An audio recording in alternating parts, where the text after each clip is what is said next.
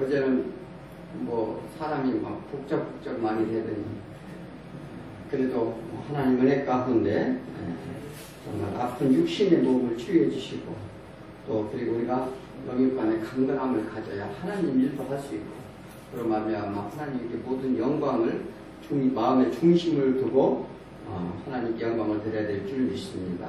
네.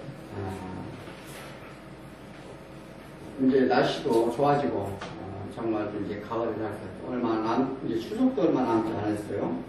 우리가 더 이제 정말 한 해 한 해가 가는 것을 우리가 정말로 뜻있는 그 한 해 한 해가 될 수 있도록 우리가 살기 위해서는 하나님께 더욱 다가가 하나님께 더욱 가까이 해서 정말로 우리가 그 인생이 허무한 삶을 살지 아니하도록 하는 것이 무엇보다 중요하다고 생각을 합니다. 오늘 말씀은 삶에 개입하시는 하나님이라는 제목을 가지고 은혜를 나누기를 원합니다. 우리의 삶은 수많은 만남과 관계들이 있습니다. 우리 교회 안에서도 이렇게 만남이 있듯이 우리는 그 일상생활에서 우리 형제 자매들과 또는 혹은 주변의 이웃과 또 많은 친지와 친구들 또 그리고 여러 가지 관계에서 직장에서 뿐만 아니라 많은 관계가 있습니다. 그래서 우리가 가까운 관계가 있고 또 불편하고 불편한 관계도 있습니다. 그렇죠. 사람이 어떤 사람은 아주 가깝게 지내는 거와 어떤 사람은 영 만나면 불편한 사람이 있어요. 뭔가 그 세상 말로 찝찝한 그런 사람이 있게 마련입니다. 그런데 이런 개인의 관계뿐만 아니라 우리의 정치, 경제, 또 나라와 나라, 또 민족 간이 이 전 영역에서 적대적인 또 혹은 우호적인 관계로 우리는 이제 맺어가며 살고 있습니다. 인간의 역사를 신고하는 데는 수없는 적대적인 대립이 있어요. 또 갈등이 있습니다. 또 분열이 있습니다. 그리고 또 그로 말미암아 충돌하는 사건까지 계속적으로 이어오는데 이것은 역사적인 퇴보라 볼 수가 있겠습니다. 우리는 역사를 어떻게 봐야 되냐? 성경의 세계로 봐야 된다. 하나님의 나라에 대한 성경이 말씀하시는 이 하나님이 어떻게 이 역사를 이끌어 가시는가는 성경적인 그 관을 가지고 우리가 봐야 된다는 것입니다. 역사는 인간이 주도하는 것 같습니다. 그 속에 하나님이 개입하심을 우리는 믿으시기 바랍니다. 예수님은 수많은 관중들과 무리들을 피해서 이제 휴식하자 이 두로의 땅에 오시게 됩니다. 이 갈릴리에서 많은 이적과 표적을 행했어요. 그랬는데 그들이 정말 어떻게 했느냐? 많은 군중들이 몰려왔지만 그들이 추구하는 바는 달랐어요. 그래서 그런 이제 그 유대인들과 그러한 군중들을 피해서 사실은 휴식차 두로 지방은 어디냐면 지중해 북쪽 지역인데 휴식차에 오게 됩니다. 두로와 시돈을 거치게 되는데 이제 그 두로는 예수님 당시에 그 시리아 영이었습니다. 시리아 영인데 그것은 어디냐? 가나안 족속 중에 이 페니키안이라고 하는 그 족이 살았는데 그들을 스로보니 계족이라고 합니다. 스로보니 계족은 함의 자손들입니다. 함의 자손이 누굽니까? 노아의 세 아들 중에 하나죠. 그 함의 자손은 무엇을 했느냐? 그 저주를 받았어요. 무엇을 그 사건 아시죠? 아버지가 포도주를 먹고 누워있을 때 흉을 받던 자. 그래서 그럼 이제 가나안 족속이 되었는데 이 가나안 족속은 여호수아 시절서부터 예수님 시대까지 이제 유대인들은 그 다신 사상을 지닌 그들을 이방인들로 이제 취급을 하고 적대시했어요. 그뿐만 아니라 바벨론, 아시리아, 페르시아, 또한 저 헬라 제국과 로마에 이르기까지 그들은 극도로 증오를 했는데 그들을 뭐라 하면 이방인들을 개라 불렀어요. 또한 이러한 적대 관계 가운데 얽히고 설킨 그러한 분쟁과 충돌과 그런 가운데 그 이스라엘 민족은 그러한 문제점을 가지고 메시아를 기다렸던 것도 사실입니다. 또 구원할 하나님에 대한 기대감이 그들은 상당히 커 있었죠. 이스라엘은 또 북왕국과 남왕국으로 분열을 겪는 그 내부적으로 정말로 곤란함을 겪었습니다. 또한 인종적 그 문제가 있어요. 유대인과 그 이방인들. 그들은 그들의 속국이었으므로 그들이 그 이방인들이 섞여서 살게 됩니다. 또한 신분적인 주인과 종과 또 남과 여와의 그 신분적인 그 차이와 또 종교적인 대립마저도 그들은 늘 그 역사 속에 그 뒤엉켜 살게 됩니다. 대립하게 되는 것이죠. 우리나라도 마찬가지죠. 지금 중국과 뭐 요번에 그 전쟁을 일으키느니 만원이 해가지고 남과 북으로 분열되는 우리 동족의 아픔을 우리도 갖고 있습니다. 또한 중국과 일본 사이에 늘 끼어 있어서 그 강대국들의 우리의 아닌 게 아니라 침략도 받고 때로는 지배도 받으며 때로는 많은 아픔을 겪기도 합니다. 때로는 우호적인 관계를 맺기도 하고 때로는 이렇게 대립하는 관계도 가지게도 됩니다. 이것이 우리 인간 역사의 그 여러 가지 그 길인데, 그러나 하나님께서는 이러한 모든 역사를 하나님이 주관하시면 우리는 믿어야 된다는 것입니다. 이 본문에서 보면은 예수님은 유대 남성으로 태어나고 살았어요. 그래서 그런데 유대인들의 전통과 그 충돌이 있었습니다. 왜? 그들이 유대인들이 전통 그 본문전에 장로들이 전통이 나오는데 그들이 그 전통을 내세워서 예수님을 엄청 핍박을 했어요. 그래서 그 충돌이 있었어요. 안식일 문제가 가장 큰 문제였습니다. 또한 정결례 문제, 이런 문제들을 놓고 바리새인과 서기관들과 그 예수님이 대립을 했어요. 그런데 본문에서 가장 적대관계에 있는 스로보니 계족의 여인을 만나게 됩니다. 시편 87장 4절에 보니까 나는 나하가 바벨론이 나를 아는 자 중에 있다 말하리라. 보라 블레셋과 드로와 구스요 이것들도 거기서 낫다 하리로다. 이 무슨 말씀입니까? 지존자가 오셔서 친히 세우시겠다 약속된 언약의 내용입니다. 이거 지금 예수님이 어디로 갔죠? 이 드로로 가셨어요. 드로는 시리아 영입니다. 또 그들은 이방 족속이에요. 그런데 예수님이 거기 간 이유가 뭐냐? 언약의 약속 때문에 가신 거예요.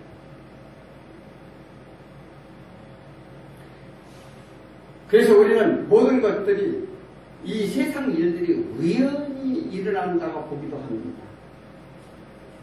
그런데 우리는 우연히 일어나는 것은 하나도 없습니다. 모든 것 자연의 섭리와 그런 것을 통해서 하나님이 개입하시고 계획하시고 한 그 뜻대로 움직인다는 거예요. 예수님께서는 하나님이 계획했던 것을 성취하시려고 이곳에 오게 됩니다. 그런데 그 예수님이 그 여인을 만나자 친장 관계를 유지하게 됩니다. 27절을 한번 보시겠습니다. 예수께서 이르시되 자녀로 먼저 배부르게 먹게 할지니 자녀의 떡을 취하여 개들에게 던짐이 마땅치 아니하니라. 예수님께서 자녀를 먼저 배불리 먹게 할지 이 말씀을 보면은요 이런 생각이 나요. 우리 집에 그 애완견이 있는데 우리가 식사를 차려면 개가 먼저 와서 상 밑에 앉아 있습니다. 그런데 이런 상상을 한번 해보세요. 상을 다 차려놨어요. 차려놓고서 밥을 먹으라고 하니까 자녀들이 밥을 안 먹는 거예요. 나 먹기 싫다고 그러고, 뭐 밥맛이 없다고 그러고. 그런데 그 개는 밑에서 기다리고 있어요. 그리고 그 개는 어떻게 하느냐? 어른들이 앉아서 어른들 발 밑에는 잘 안 앉아 있습니다. 아이들 발 밑에. 아이들이 밥을 먹을 때 많이 흘리니까 그걸 주워 먹으려고 그 밑에만 있어요. 그게요. 그런데 지금 이 얘기를 하는 거예요. 자, 예수님께서는 유대인들이 첫 번째 하나님이 선택한 자녀예요. 그 자녀를 밥을 먼저 먹이려고 하는 거예요.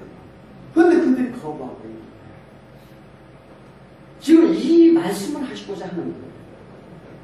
그런데 자녀를 먼저 밥을 먹게 하겠다. 이것이 하나님의 계획이었어요. 그래서 우리가 이 사도행전에 보면 예루살렘과 유대와 사마리아와 땅끝까지 이게 복음의 선서랍니다. 하나님의 계획이라는 것입니다. 그런데 이 수로보니게 여인을 이렇게 만나서 그가 주님을 찾고 이 밥을 달라고 하니까 그에게 하나님이 그 얘기를 하시는 거예요. 자녀들 개에게 줄 밥이 어디 있겠느냐 이렇게 이제 역설적으로 말씀을 하시는 거예요. 이게 어떤 수사학적 표현이라고 합니다. 예수님은 때로는 냉정하게도 대할 때도 있어요. 이 바리새인과 유대인들 그 서기관들을 만날 때는 정말로 냉정하게 대할 때도 있습니다. 때로는 어떤 때는 원하게 대할 때도 있습니다. 또 때로는 긍휼히 여길 때도 있어요. 또 어떤 때는 무섭게 소리칠 때도 있습니다. 또 때로는 예민하게 반응할 때도 있었어요. 그것은 무엇이냐? 이 예수님의 심정을 예수님의 심정을 들어가 보면 그럴 수 있다 생각이 들어요. 왜? 사람들은요 하나님의 말씀을 가르치고 말씀을 이렇게 하는데 정말로 하나님이 말씀하신 것처럼 밭이 다 다르기 때문에 정말 아무리 얘기를 해도 받지 않는 자가 있고 또 말씀이 잘 옥토밭에서 잘 붙는 자가 있고 이게 달라요. 그런데 정말 알아듣지 못하는데 안타까움이 있는 거예요. 우리도 삶 속에서도 때로는 자녀를 키우기 위해서 때로는 매질도 하고 때로는 화도 내고 때로는 사랑으로 대하기도 하고 이거 똑같다는 것입니다. 오늘 이 본문을 통해서 예수님이 그런 반응을 보이시는 거예요. 그런 예수님이 유대인의 전통적인 남성으로 태어났어요. 유대 선민 우월주의 속에 태어났습니다. 그런데 적대 관계에 있는 유대인의 풍습의 얘기를 그대로 말씀하시는 거예요. 너희는 개다. 이 모든 계획은 이 구속사의 경륜의 순서에 따라 세우게 됩니다. 경륜의 순서란 무엇이냐? 하나님이 아까도 말씀드렸다면 이 구원의 순서를 정해놨어요. 그런데 지금 이방에 가서 그 여인을 만나서 아직은 예수님이 그곳에 간 이유가 메시아임을 사실 추식자 숨기려 했어요. 그래서 이제 앞으로 구원의 구속의 계획을 다시 이제 전도나 복음을 다시 계획하기 위해서 잠시 쉬었다 가기 원했는데 그곳에도 예수님이 소문이 파다하게 났어요. 우리가요, 교회들이, 전번에도 말씀드렸습니다만, 이 군중들이 많이 몰려들어요. 많이 몰려드는데, 무엇을 보고 몰려드는가 가장 중요하다는 거예요. 그것은 뭐냐면, 하나님을 만나고자, 하나님의 정말로 이 내심에서 하나님 나라에 대한 하나님 이 나라의 그 어떠한 그 영적인 문제를 가지고 오느냐, 그렇지 않고 내 육신의 유익을 취하기 오느냐는 것은 상당히 다르다는 거예요. 그런데 이것 또한 마찬가지입니다. 예수님이 많은 병을 고친다는 소문을 이쪽 들어와 시돈 지방, 이 지방에도 막 소문이 났어요. 그러니까 거기 가서도 쉴 수가 없었어요. 이 수로보니 이게 여인만 온 게 아닙니다. 그것에는요, 많은 사람들이 몰려와 있었다는 것이에요. 그래서 이 하나님의 경륜의 순서를 말씀하시는 것입니다. 이 말씀은 그 여인에게 하는 말씀이지만 그 여인은 그러한 내용을 알 리는 없습니다.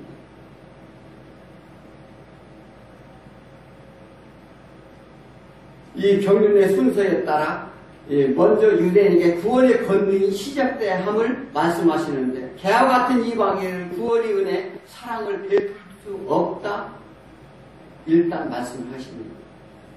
오늘 그 말씀을 하십니다. 개들에게 던짐이 마땅치 게 너희들에게 줄 게 없다는 거예요.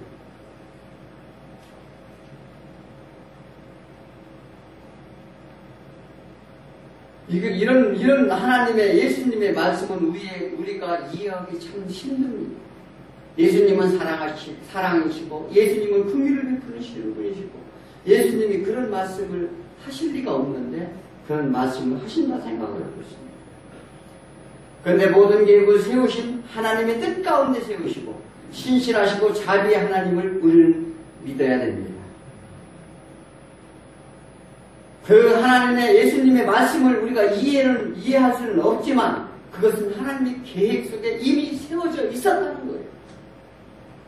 즉 시간이 지나는 이방인에 대한 구원이 이루어짐을 전제로 말씀을 하신 것입니다. 우리가 이런 게 있어요. 각본자가 모든 각본을 다 세웠어요. 우리가 영화를 볼 때 결론을 알면은 재미있어요, 없어요? 재미없잖아요. 그런데 각본자, 감독은요, 벌써 영화가 어떻게 끝맺을 것이라는 것을 다 알고 계시는 거예요. 다 알고 계시는데, 우리가 이게 통상적인 생활에서 아는 사람과, 잘 아는 사람이 질문을 하죠. 질문을 하면은 대답하기 상당히 어렵습니다. 왜? 그 질문하는 사람이 의도를 정확하게 파악을 할 수 없기 때문에 그래요. 마찬가지로 예수님이 이렇게 질문하시는 것은 그런 의도를 우리가 알 수가 없고, 왜? 예수님은 이미 다 계획을 하시고 각본을 하셨기 때문이라는 거예요. 왜? 그런 계획을 다 안다면 우리는 이미 하나님의 그러한 능력과 똑같아야만 가능하다는 거예요.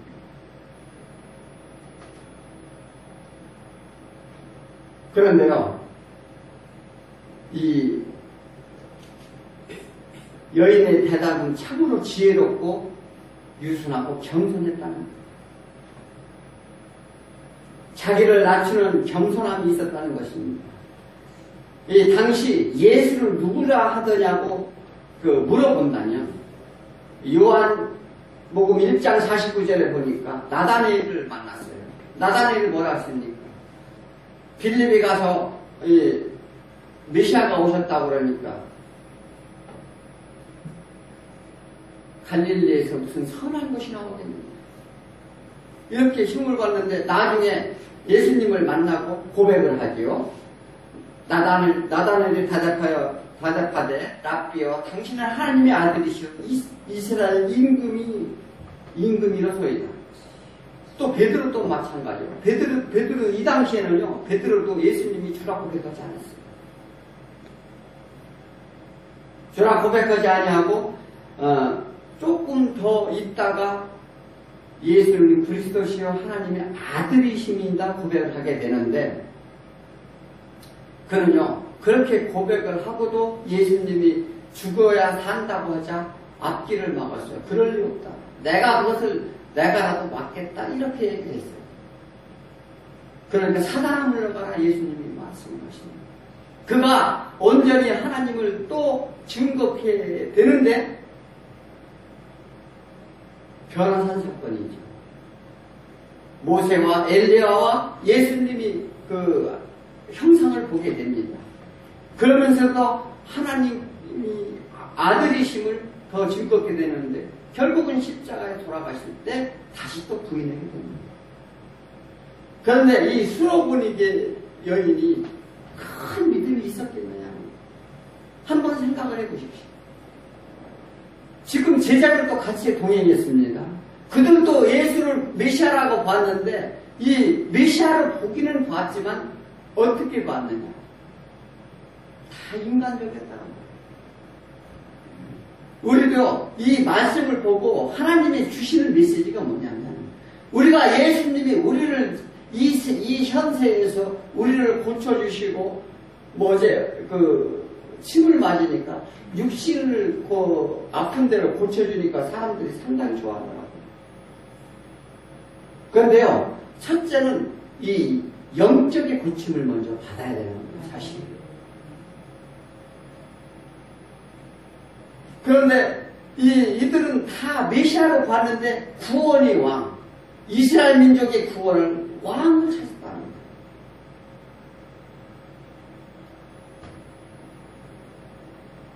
그런데 이 개들에게 던짐이 마땅치 아니하리라.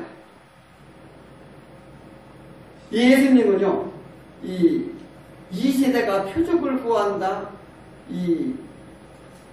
늘 예수님이 말씀을 하셨어요. 이 세대는 표적만 구하는 자들. 그런데 이 여인은 상안의 개들도 아이들이 먹던 부스러기를 먹나이다 이렇게 고백을 해요. 그러니까 상안에 있는 아이들이 떨어진 개들도 먹는데 우리가 개라면 그렇게 부스러기라도 구했다는 거예요. 이 근동의 개는 왜 어떤 개냐면 우리는 이렇게 애완용도 기르고 이렇게 합니다만은 거기는 들개예요, 들개. 저도 이제 그 개가 여러 번 봤는데 그들은요 떼로 몰려다닙니다. 그래가지고 먹을 것이 이제 마땅치 않으니까 양떼를 막 습격하고 막 이렇게 합니다. 그래서 그 목동들이 막 지키고 그래요.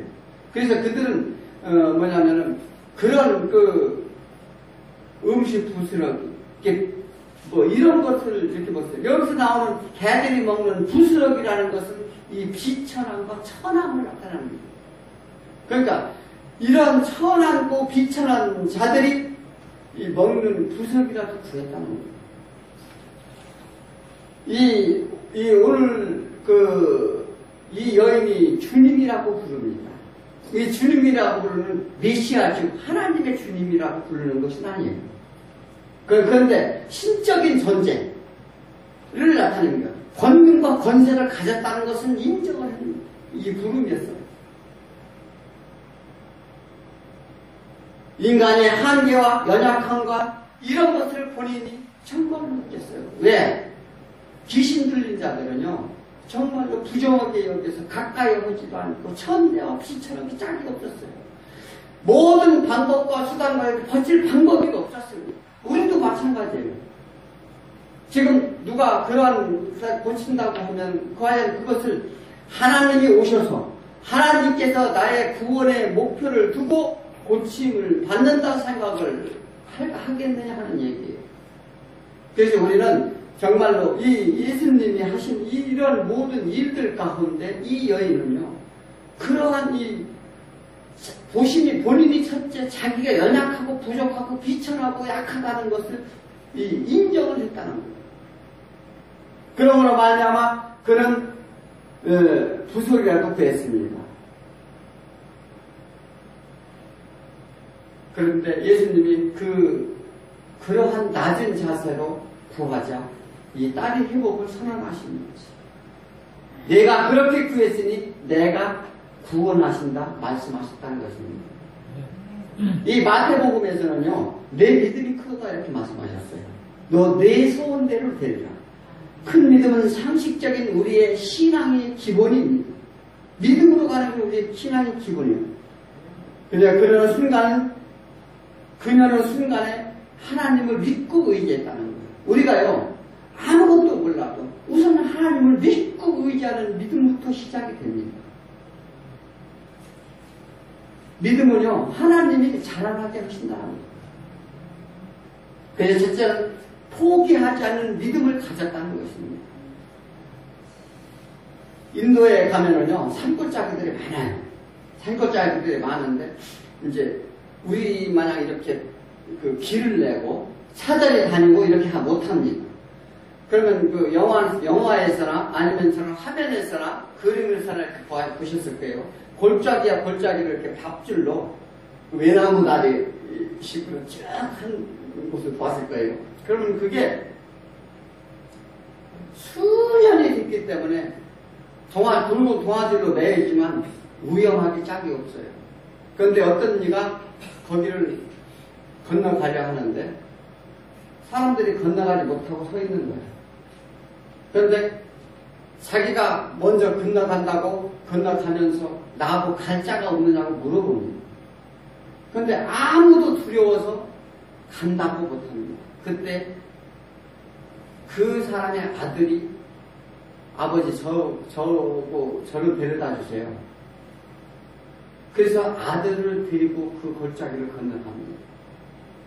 이 우리가요, 정말로 이 믿음이 없으면 할 수 없는 일이에요. 왜? 목숨을 건 것은요, 왜? 떨어지면 죽게 되고. 그러나 그 아들은 아버지를 믿었기 때문에 갈 수가 있었다는 것입니다. 마찬가지로 우리도요, 정말로 하나님에 대한 믿음이 있다면 그래서 순교도 우리가 감사하면서 할 수 있는 거예요. 믿음이 있어야 모든 일을 할 수 있다는 거예요.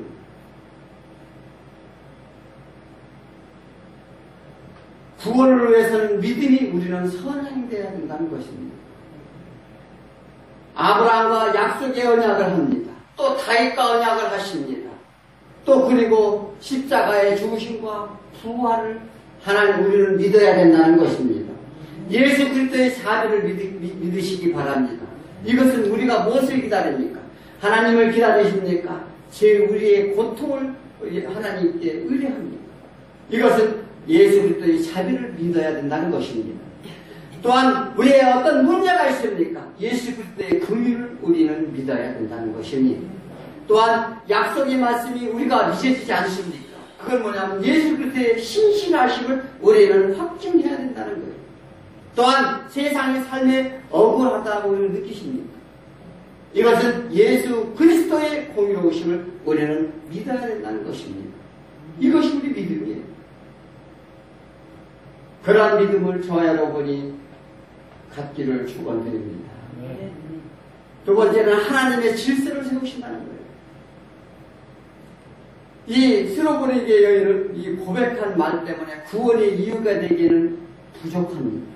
이 고백한 말대로 이 구원에 이르기는 부족. 그러나 이 딸이 구원받는 이유는 예수님을 숨기는 듯한 이 뉘앙스가 좀 있어요. 왜? 억지로 대답한다는 그런 뉘앙스를 사실은 숨깁니다. 이런 예수님의 의도와 정체성의 의도를 감추려는 너희를 향한 그 완고한 그 태도, 냉정한 태도, 이런 걸 볼 수가 있어요. 이런 구원을 위한 궁색한 이유는 주님의 아까도 말씀드렸지만 수사학적인 표현을 하는 것입니다. 이미 구원의 원대한 계획안에 있습니다. 우리의 인종과 문화, 이 보수와 진부, 또 남과 북과 동과 서, 이 적대적으로 분리하는 이 완고한 이 땅의 질서를 이 하나님께서는 무너뜨리려 계획하고 계시는 거예요. 우리는 서로 적대치 않은 삶을 살아갑니다. 또 현실에 조롱당하는 인생을 살기도 합니다. 또 사회를 양분하는 세력들이 또 존재를 합니다. 그러나 그리스도를 통하여 이 땅 역사 안에 개입하시는 하나님의 나라가 있다는 걸 믿으시기 바랍니다. 역사 가운데 이 세우시겠다 계획하신 하나님이심을 우리는 믿어야 될 줄 믿습니다. 주님은 수로보니게 여인의 간청을 들으셨습니다. 그럴 만한 이유가 있어서 아닙니다. 우리가 구원의 조건이요, 그럴 만한 이유가 있어서 구원을 받는 게 아니에요. 야외의 딸을 살리신 것 또한 그런 구원의 조건으로 살린 것인 거 아닙니다. 또한 열대혈증 환자의 또 그 어떠한 구원의 조건이 있어서 구원하는 게 아니에요. 또 소경을 고치신 것도, 또 나사로를 살린 것도, 또 5명의 기적을 나타내신 것도, 이 모두한 표적과 이적과 기사들이 우리의 구원의 조건이 있어서 그런 게 아니라는 거예요. 그런데 우리는요, 이 하나님한테 늘 의지하면서 무엇을 의지하느냐? 우리의 내 육신에 의지할 것만 의지한다는 거예요. 그것이 문제라는 것입니다. 게네사렛 병자를 고치신 것도 또한 그의 조건이 아니었습니다. 그것은 메시아로 오신 예수님의 주권적인 뜻이라는 것입니다. 우리가 구원이라는 것은요, 하나님의 주권적인 은혜예요. 우리의 모든 은사를 주는 것도, 우리의 삶 가운데 모든 인도하시는 모든 것이 하나님의 은혜 가운데 이루어진다는 거예요. 이미 계획하시고 약속하신 그런 이방인들의 구원 계획을 믿으시기 바랍니다. 마지막으로 하나님이 우리의 삶에 침입을 하신다는 것입니다. 즉 우리는 아무 조건 없는 용서를 이미 계획하고 계신다는 거예요. 주님은 우리의 어두운 역사를 진리로 비추신다 말씀하셨습니다. 또한 우리의 가려진 눈에 감추신 진리를 보게 하신다 말씀을 하셨습니다. 우리의 닫힌 길을 열어 듣게 하신다 말씀하심을 우리는 믿으시기 바랍니다. 히스기야의 기도로 그는 생명의 연장을 받았어요. 요한복음 14장 13절에 보니까 내 이름으로 무엇이든지 내게 구하면 내가 시행하리라 말씀하십니다. 우리는 하나님께 끊임없이 구해야 됩니다. 우리는 구하시기 바랍니다. 또 찾으시기 바랍니다. 또한 두드리시기 바랍니다. 그렇습니다. 예수님께서 구하는 모든 자들에게 긍휼을 베푸신다는 것입니다. 우리가요, 구원받을 만한 조건이 없어요. 그런데요, 적어도 구원 받으려고, 하나님의 은혜를 받으려고 하면은, 그러한 이 믿음이 있어야 된다. 그래서 주 안에 믿음 가운데 구원을, 믿는 자에게 믿음 가운데 구하는 다 주시겠다 말씀을 하신 것입니다. 주의 은혜를 구하라는 거예요. 하나님의 긍휼을 구하라는 것입니다. 왜? 저는 아무것도 아니고 죽을 죄인이고 정말로 아무것도 이 연약한 존재이니 오직 주님께서 하실 수 있나이다. 이렇게 고백하라는 거예요. 내가 조금 가지고 있는데요. 요거 조금만 보태지면 저 좀 더 될 것 같아요. 이렇게 하지 말라는 거예요. 온전히 다 내려놓고 구하라는 것입니다. 이 스로보니게 여인은 이 긍휼이 여긴 이유가 무엇입니까? 이렇게 예수님이 냉정하게 대하는데도 불구하고 그는요, 부스럭이라도 좋습니다. 이렇게 자신의 모든 걸 할 수 없음을 고백했다는 거예요. 그리고 주님이라고 부르는 것 또한 그의 신적인 존재를 인정했다는 거예요. 예, 권능이 있으신 분이다는 인정했다는 거예요. 또한 이곳에 예수님이 가신 것 또한 약속하신, 이사야서에서 약속하신 그런 말씀을 성취하기 위해서 또 가셨고, 이러한 증거들이 시편에서도 나옵니다. 그래서 그들이요, 나중에 갈릴리로 왔을 때 많은 그 두로와 시돈의 사람들이요 구원을 받았어요. 그들은 구원받을 조건이 하나도 없었습니다. 왜? 그들은 그 저주받은 함의 자손들이요, 또 늘 이스라엘 민족을 괴롭히던 자였습니다. 전에 다윗과 솔로몬 시대 때는 그들의 힘에 눌려서 많은 그 기술자들과 그 살림 그 나무들 뭐 이런 것들을 뭐 건축을 할 때 공급을 하기도 했습니다. 그러나요, 원천적으로 하나님께서는 이 여호수아에게 가나안 민족을 다 진멸하라고 하실 명령을 했습니다. 그로 인해서 그들을 남겨둠으로 인해서 정말로 이스라엘 민족이 많은 연단과 많은 고난을, 고통을 당하기도 합니다. 그런데 어차피 인생사는요, 우리는요, 하나님한테 온전히 순종치 못함으로 해서, 그게 하나님은 순종을 가르치는 거예요.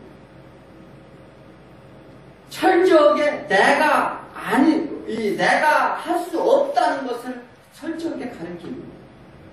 그것이 우리의 믿음의 지름길인 줄 우리는 믿으시기 바랍니다.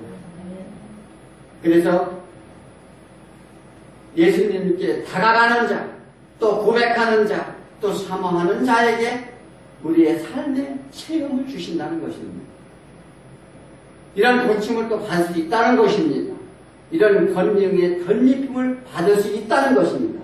오늘 예수님의 복음이 우리를 통해 하나님의 통치를 실현시키는 우리가 제자로 삼아주신 예수님께 감사와 영광을 돌려야 될 줄 믿습니다. 마라나타 주 예수여 어서 오시옵소서.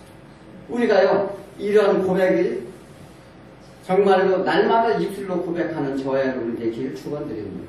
기도드리겠습니다.